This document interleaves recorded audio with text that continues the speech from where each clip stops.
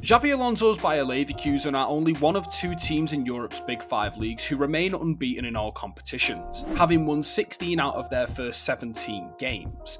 Therefore, it is no surprise that they sit top of the Bundesliga and their Europa League group, all with an average squad age of just 24 years old.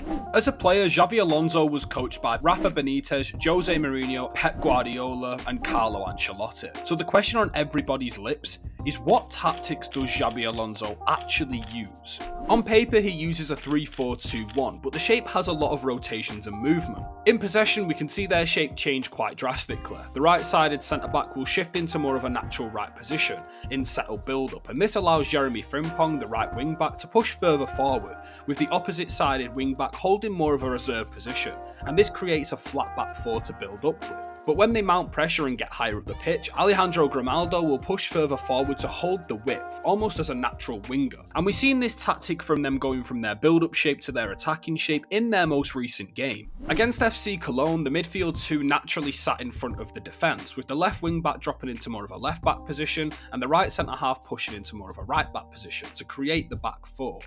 There's a lot of one-touch passing and third-man combinations in this sequence as they look to breach the midfield press. And from here we can see the 4-2-4 structure now turn to more of a 3-2-5, with both the wing-backs on either side holding the width. They work it out to the left-hand side, cut it back across the box, and it's slotted home. And despite this calculated possession and positional-based move from Bayer Leverkusen, they are not a rigid tactical team, and this is a key asset of Alonso's coaching style. And the data backs up the idea of them doing all facets of the game.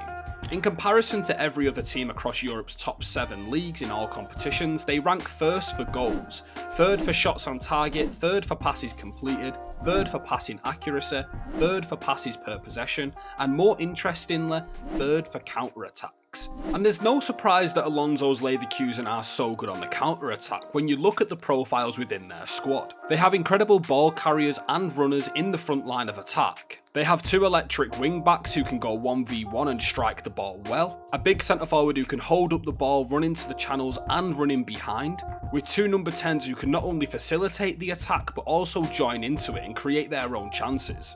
But Alonso has developed his team to make them more comfortable in possession when building up, and the data also reflects this. In their last 11 games of the 2022-23 season, they had just 14 build-up attacks, with only 107 10-plus passing sequences.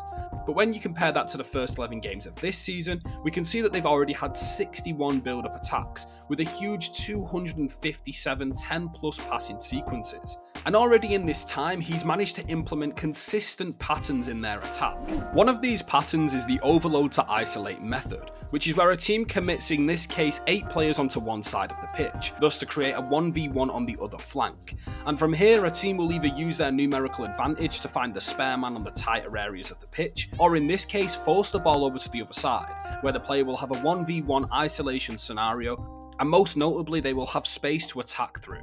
And we can't do an entire video on Leverkusen without touching on Florian Wirtz. 20 years old and recovered from a nasty ACL injury, and he already has 15 goals and assists in the 16 games that he's played this season, whilst having the highest key passes, assists and expected assists for Leverkusen this season. And Xabi Alonso has even compared his playing style to Lionel Messi, talking about how he looks to always make the right move on the ball, rather than doing something flashy, knowing when to play the simple passes and benefiting his teammates rather than benefiting himself.